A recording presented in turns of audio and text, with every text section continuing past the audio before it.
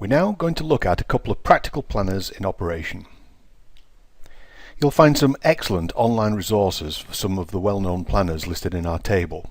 The course readings have also been designed to introduce some of these, and we've provided screen captures of a number of our own Edinburgh planners in operation.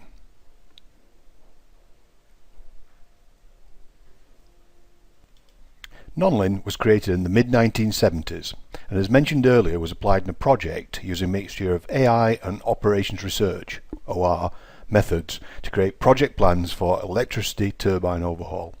It allowed for user-driven modifications to the plans as maintenance inspections took place and plans had to be updated. Nonlin brought together a range of AI planning techniques which were novel at the time. In this slide, I'm using the terminology now commonly applied to these techniques. Nonlin was a hierarchical task network planner. It could generate plans in which the activities were not fully ordered. It had been common up until that time for AI planners to generate plans which were fully linear in order. Nonlin searches in a space of plan descriptions rather than in the application state space, a subject which we're going to cover in a later module. Nonlin uses the goal structure of the plan in considering the different alternatives, so it always looks at different approaches based on that plan rationale. Nonlin has a mechanism for answering the question of whether a proposition has a certain truth value at a certain point in the plan. We call that the QA module, question answering module. It's more often nowadays called the modal truth criterion. It used condition types to limit search. It allowed for multiple contributors to condition achievement in order to achieve plan robustness. It included compute conditions for links to external databases and systems because it was built as a practical planning system. These are similar to attached procedures in some other planners. And as mentioned earlier, it was a mixture of AI and operational research methods, so OR algorithms were used for time and resource constrained reasoning. Nonlin's been used as the basis for textbook descriptions of hierarchical task network planning. OPlan followed on from Nonlin and used some of the same techniques. It included domain knowledge elicitation and modelling tools and supported a rich plan representation. It also was a hierarchical task network planner and had detailed constraint management. It allowed for plugin constraint managers so that that aspect could be extended. Goal structure based plan monitoring during execution was supported, and it supported dynamic domains in which new objectives or tasks could arise while planning and execution was taking place. Plan repair, when time was available or when the situation demanded rapid response, was supported.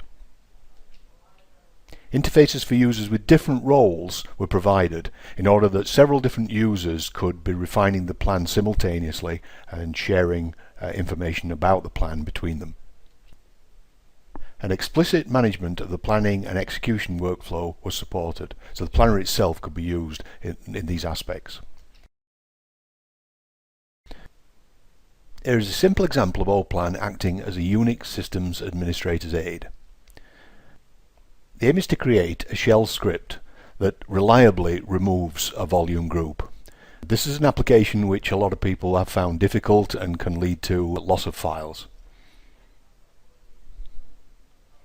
Once the current mapping between logical volumes and physical volumes are given by the drop-down numeric boxes, you can just hit the plan button and the planner goes off and produces the plan, and it prints it out as the script ready to cut and paste and use.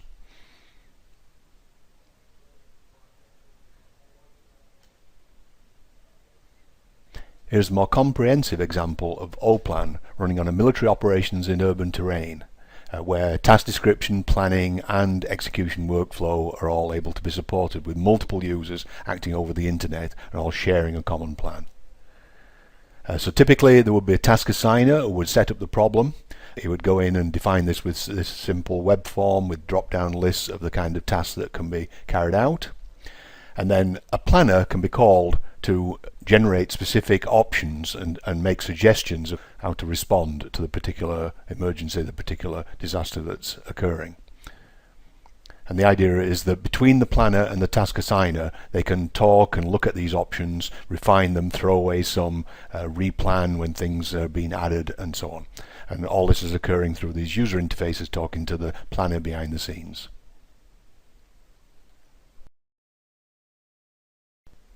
OPlan was used as the basis for Optimum AI-V, a planner for assembly, integration and verification of the payload bay of Europe's Ariane rocket launcher. It was originally designed as Plan ERS-1 for assembly, integration and test of the European Space Agency's ERS-1 spacecraft, shown here on the left.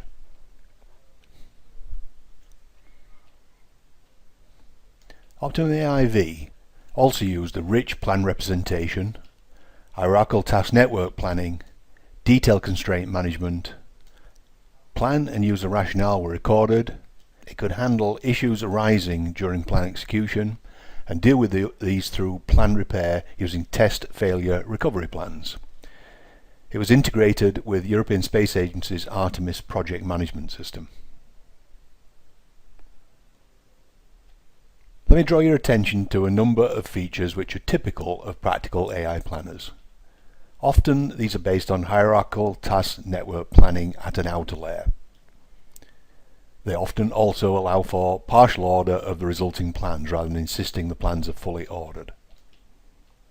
They often include a rich domain model. They can manage many types of constraints and include links to simulations and analyses to refine and restrict the plans. These planners often allow for integration with other systems, user interfaces, databases, spreadsheets, project management, corporate systems of various kinds. This is very typical of practical planners, and often much of the effort that goes into a practical planning application can go into this kind of integration.